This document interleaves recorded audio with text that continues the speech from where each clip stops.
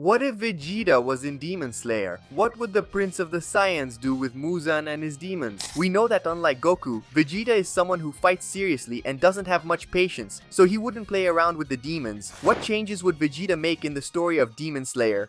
Would Vegeta help the demon hunters? Vegeta is a lone warrior. He hates forming teams unless it's absolutely necessary. And could this be a case where it's necessary? We'll see about that. But after all, how did Vegeta end up in Demon Slayer? Look, in a fight against Frieza, once again, the Saiyan surpasses the Emperor of the Galaxy with his newest transformation, Ultra Ego. Sensing the danger and the threat that Vegeta could pose to Frieza, he already had a contingency plan to get rid of the Saiyans. If something didn't go as planned, his soldiers would have gathered the Dragon Balls and wished for Vegeta to travel to another dimension. Soon, Vegeta is sent to another universe, or rather, to the universe of Demon Slayer. Vegeta becomes extremely irritated when he finds himself in an empty place, thinking that Frieza had sent him to another place on Earth so he could develop some kind of ability against the Saiyan. However, Vegeta travels around the entire world in a matter of seconds to find the place of his battle with Frieza. However, Vegeta is not successful. He realizes that the world he knows is completely different. Returning to his starting point, he tries to understand what happened, but is surprised by Onis who jump at him, trying to devour him. However, the Onis are slaughtered by Vegeta in an instant. Thinking that Frieza might have set up an ambush with millions of his soldiers, Vegeta doesn't let his guard down. However, something strange was happening. Vegeta's enemies were regenerating. No matter how much damage Vegeta inflicted on the Onis, they still came back to fight him, regenerating their torn off limbs and even their heads that Vegeta had ripped off. But the Saiyan would soon understand that he needed to destroy every cell of the Oni, so with a powerful energy wave, Vegeta purges the Onis around him. Vegeta flies off once again in search of Frieza. However, the ancient architecture of the city he is flying through makes him start to realize that he is in the past. That's exactly why he couldn't find the battlefield, not even Capsule Corporation. Soon he thinks he might be able to obtain the Dragon Balls. To return to his own time, despite searching a lot, really a lot, Vegeta doesn't have any success. When he tries to sense the ki of any warrior who could actually help him, he can't find any trace of ki in the vast universe. However, an explosion happens near the Prince of the Saiyans. When he goes to check, Vegeta finds Kanai, the Flower Hashira, fighting against Douma, the Upper Moon 2. Vegeta doesn't intervene in the battle, he just keeps watching, but Douma, being sadistic, soon sends cryokinetic attacks against the Prince of the Saiyans. However, this attack has no effect on Vegeta. Douma thinks that Vegeta is a powerful Hashira sent to support Kanai. However, why wasn't he interfering? Kanai, being someone extremely kind, thinks that Vegeta is just an ordinary citizen and that Douma had missed his attack. So, she tells Vegeta to be careful and leave the battlefield, because that could kill him. He recognizes Kanai as someone kind, for which his wife Buruma would insist that Vegeta protect her. In Douma's final attack, Vegeta steps in front of the attack, causing Douma's golden fan to break when it touches his body. Douma becomes irritated and surprised that Vegeta is as fast as he is. Soon, he unleashes all his power against the Saiyan. When Douma freezes Vegeta in front of Kanai, the Flower Hashira starts to panic. However, Vegeta breaks the ice by releasing his ki and transforming into a Super Saiyan. Aiming at Douma, Vegeta unleashes a devastating attack against the Oni. Douma is wiped out with the Big Bang attack. The place is left in ruins and Muzan senses the extermination of his upper moons. Realizing that Vegeta is someone who possesses unknown powers, Muzan becomes interested in him and wants to observe him to learn about his abilities. After all, if someone like him in the Demon Slayer Corps could pose a real threat to his rule, just like Yoriichi, this story is insane. But what do you think could happen from here on out? Before I tell you, like the video and subscribe to the channel with the notification bell turned on. It's extremely important to do this to unlock your Ultra Ego. Now watch. When Shinobu arrives to help her sister, the Kochu sisters try to find out who Vegeta is. And the Saiyan also wants answers. First, what year is it? Second, what was Douma? Who is Kanai? When his questions are answered, Vegeta understands that not only is he in the past, but he might also be in another universe. Soon, when he asks the Kochu sisters about the Dragon Balls, they have no knowledge of them. It seems possible that Dragon Balls don't exist in this universe. So the only way for Vegeta to return is by begging some existing god of destruction or angel to take him back to his universe. Vegeta flies away without even giving an explanation to the Kochu sisters. From this point on, the events of Demon Slayer happen almost the same way as in the original timeline. However, with one detail, Kanai Kochu is alive, so changes happen. First, when Shinobu is summoned to Mount Natagumo, she has a different perspective on Nezuko, thanks to Kanai. And not only that, Kanai stands by Tanjiro and Nezuko at the Hashira meeting, so when Tanjiro and Nezuko go with Rengoku on the Mugen train, Kanai would volunteer to go along in order to observe Nezuko when the house appears. Both Rengoku and Kanai fight together to stop Upper Moon 3 from killing Tanjiro. We know how terrible Akaza can be in terms of power. That's exactly why.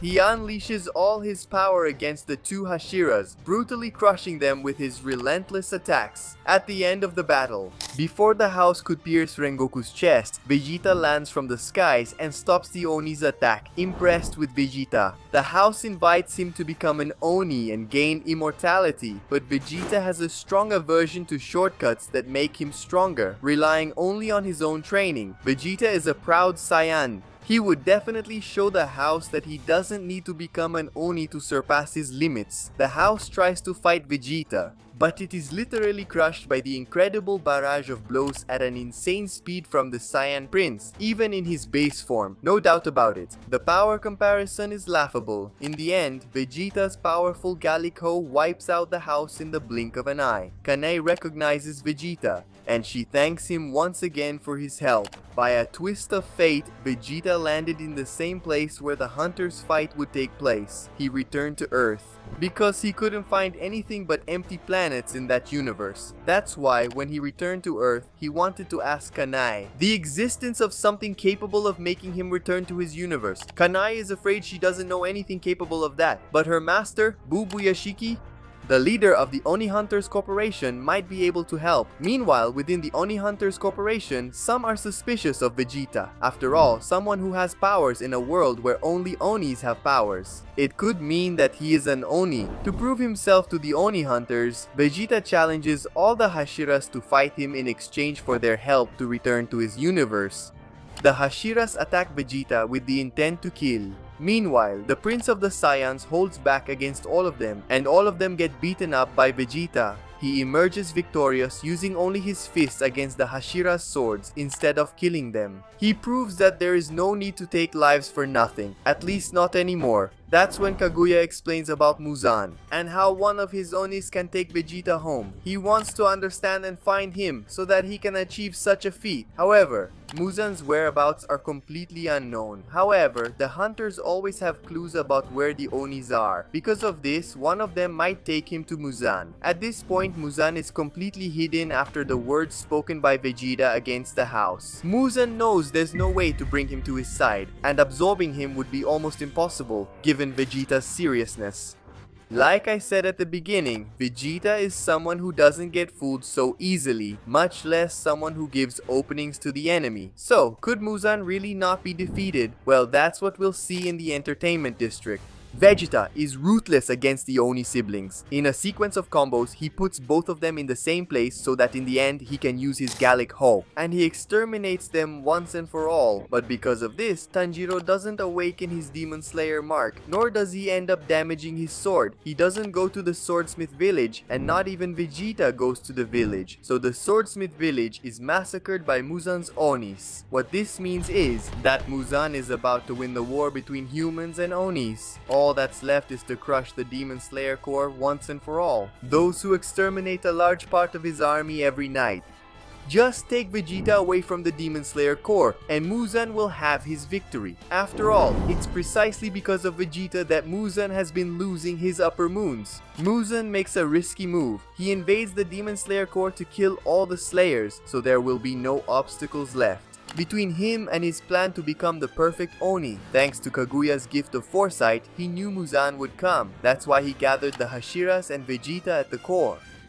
But look, when Vegeta comes face to face with Muzan, the king of the demons manages to set up an ambush so that Vegeta falls into the Infinity Castle, trapping him forever inside his endless fortress. But how did this happen? Well, Muzan knew that Vegeta was after him, so he jumped into one of the doors of the Infinity Castle, using himself as bait, and Vegeta went through it after Muzan. When Muzan sees Vegeta inside his domain, he quickly enters another door, trapping the Saiyan Prince alone in the vastness of the castle. And what will happen from now on? Well, without the Hunter's Mark, the Hashiras and the rest of the Demon Slayer Corps are crushed by Muzan and his remaining upper moons. There is no possibility for Vegeta to get out of the Infinity Castle, especially without finding Nakimi, who by Muzan's orders would be outside the castle so that Vegeta can't find her and escape. Vegeta transforms into a Super Saiyan and searches the entire Infinity Castle, at least a gigantic part of what a normal person could cover, but without success. Vegeta fires several ki blasts in order to find Muzan or something that could get him out of there. However, nothing works, except that Nakimi's Kekijutsu is based on a parallel dimension directly connected to anywhere in the world. With that in mind, Vegeta has a goal.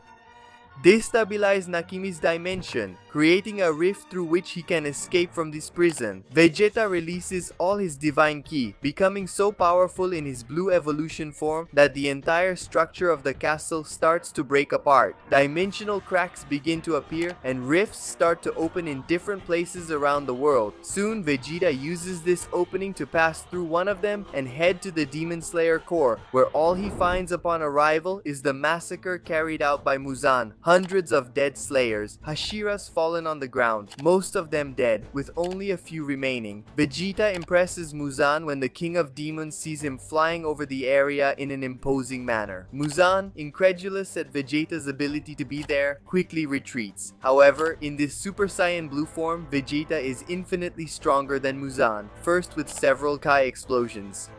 Decisively, he exterminates even the strongest of the demons, Shibo. Then, he humiliates Muzan just like he did with Frieza, showing who is truly superior. In the end, he orders Muzan to take him back home, but it's an impossible task for him. Without hesitation, as a last resort, Muzan tries to turn Vegeta into a demon, but his tentacles can't even make a single cut on Vegeta's body. Finally, with a final flash, Vegeta eliminates Muzan and all the demons who were behind the king. With the end of the demons, I ask you, will Vegeta have a sad ending in the world of Demon Slayer? Seeing the death of his new allies and never seeing his friends, children, and wife again? Definitely not. Thanks to Goku, the Saiyan defeats Frieza and recovers the Dragon Ball to bring Vegeta back. However, there are still 2 wishes left for Shenron. Soon, Vegeta wishes that all the people who fought against Muzan be revived and have a peaceful life. Who would have thought Vegeta would make a wish like that? That way, the Slayers managed to achieve a huge victory against Muzan and all came out unharmed. Well, almost, but all alive. And the last wish? Well, I'm sure Bulma will make it now. If you enjoyed the video, don't forget to click the subscribe button, and I'll see you in this video I picked out for you to watch, Otaku. I guarantee you won't regret it. See you there, Otaku.